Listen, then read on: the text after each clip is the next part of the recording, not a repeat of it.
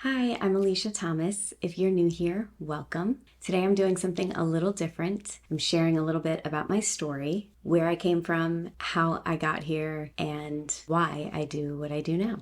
Whether you're a fellow musician or an aspiring singer, or if you're just curious about my journey, I hope you find something here that resonates with you. Music has always been a huge part of my life. I grew up in the South Indian Kerala Christian community in the DC area of the United States. Specifically, that means I'm Malayali because my family is from the southern state of Kerala in India. The language we speak is Malayalam, and people who speak this language are called Malayalis, or Malu for short. And fun fact, Malayalam is a palindrome, so it's spelled the same forwards and backwards. Anyway, from the time I could talk, I was singing. Church choirs, family gatherings, community, cultural programs, you name it. I was this tiny little kid singing at every opportunity, apparently, especially in our Indian cultural circles. When I was 5 years old, I started Carnatic classical vocal lessons, which is very popular in southern India and a very traditional form of music. And I started learning with my amazing guru, Mrs. Jayabala. And since this was my parents' idea, I really had no idea what I was getting myself into at that age. It was hard, a little unfamiliar, and to be honest, I didn't always want to practice. But I'm so thankful I stuck with it. That really became my foundation. Over the years, I performed a lot. Church choirs, school plays, temple events, cultural competitions. There was plenty to keep me busy on the singing side. One big memory I have is being a part of the World Children's Choir as a fourth grader, where we sang for an event where President Bill Clinton was a guest, and I got to shake his hand. Still, back then, this wasn't about a career. I was just a shy kid who liked to sing. But everything changed around that time as a fourth or fifth grader when I was asked to learn and sing an old Lata Mangeshkar song for a cultural event. It was really challenging and very much outside of what I was used to doing, but I loved it. That moment kind of launched me. Suddenly, I was being asked to sing more, joining local Indian bands where I was the youngest member by far. My dad would accompany me to rehearsals and performances, performing at weddings and events, learning songs in all kinds of languages, but mainly Hindi, Tamil, Malayalam, even though I didn't speak any of these languages fluently. Growing up, I really did feel like I was living two lives. At school, I was your regular Indian American kid who was trying my best to hide my ethnic roots and assimilate to American culture. But outside of school, I was immersed in Indian culture and music. I kept performing all throughout middle school and high school, and I even had a really unique opportunity to record a few tracks on an album alongside some major Indian artists from Kerala. That was my first recording experience in a professional studio, and it was a very memorable one. I believe I was about 14 years old. But music was still considered a hobby. I was encouraged by my parents to focus on academics, so I did, somewhat. I majored in business technology administration, all while continuing to gig on weekends. Towards the end of high school, I even got to perform with the legend himself, Dr. KJ Yeshudas, and his son, Vijay Yeshudas. For having this be only a hobby, those were some pretty life-changing experiences, I must say.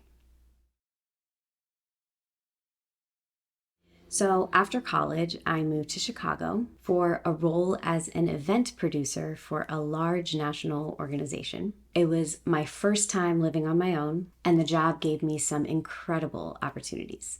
I got to work with well-known figures, produce large-scale events, and even continue performing as a vocalist for various productions and events. That season of my life really pushed me to grow, not just professionally, but vocally as well. As much as I appreciated the experience, I knew I wanted more. So I took a huge leap and decided to move to India, the southeastern state of Chennai, to be exact. What started out as a 1-year adventure turned into 7 of some of the most meaningful and formative years of my life. A little before the 1-year mark of me moving to Chennai, I recorded my debut track for the Tamil film Mari. And for those who don't know, playback singing is what we call singing for films in India. Basically, it's what the audience hears, even though the actor or actress is who you see on screen. That song, Donna Donna Donna, exceeded my wildest expectations and became a massive hit. And to this day, I'm lucky to still get so much love for it. That one song opened up a whole new world for me. I got to work with legendary Indian composers like Yuvan Shankar Raja, even Ilayaraja for some backing vocals, and the one and only A.R. Rahman. Performing live with A.R. Sir on tour, recording scratch vocals, occasionally doing post-production work in his studios, and collaborating on innovative projects like his virtual film called Le Musque. It all felt so surreal.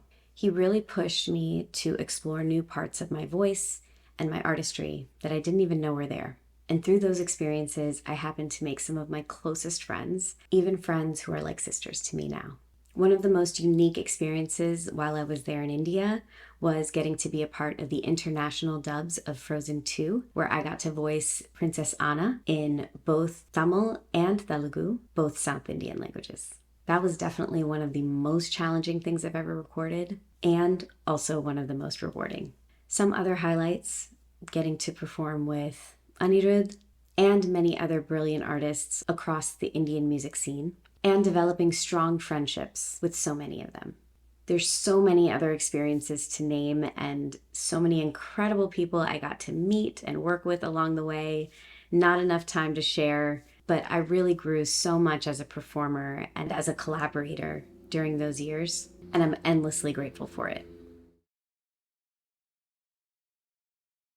I never thought I'd be a voice coach or a singing teacher, but when the pandemic hit and gigs and recordings stopped, I turned to teaching, partly to stay connected to music and partly to find a way to support myself during this extremely challenging time. What I didn't expect is that it would be one of the most fulfilling things I had ever done.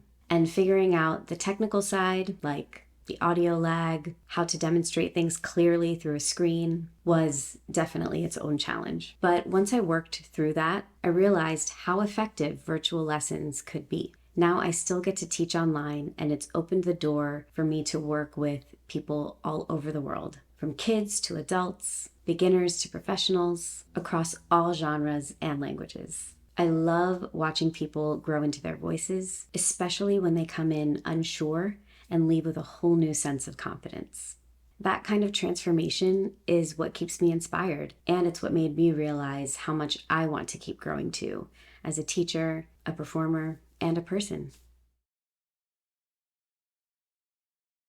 To me, singing is deeply personal. Your voice is you.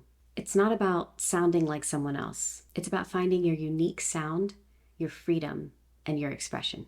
My approach is based on that belief. Not only do I have a background in Carnatic music, but I also trained in Western classical and Hindustani music while I was in India at KM Music Conservatory under some amazing teachers and vocal coaches. So I draw from Carnatic, Western classical, and Hindustani, and all kinds of other influences in what I teach. I absolutely love working across genres and multiple languages because it's what I love to do, sing in different genres and different languages.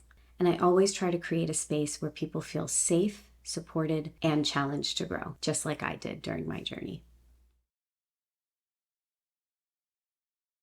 I still love performing. I record when I can, but teaching is where my heart's at right now. I want to grow as a coach, reach more students, and hopefully create more resources and content for people who love to sing and want to get better, but don't always know where to begin. Whether you take lessons with me, follow my channel, or just watch videos here and there, I'm very grateful you're here.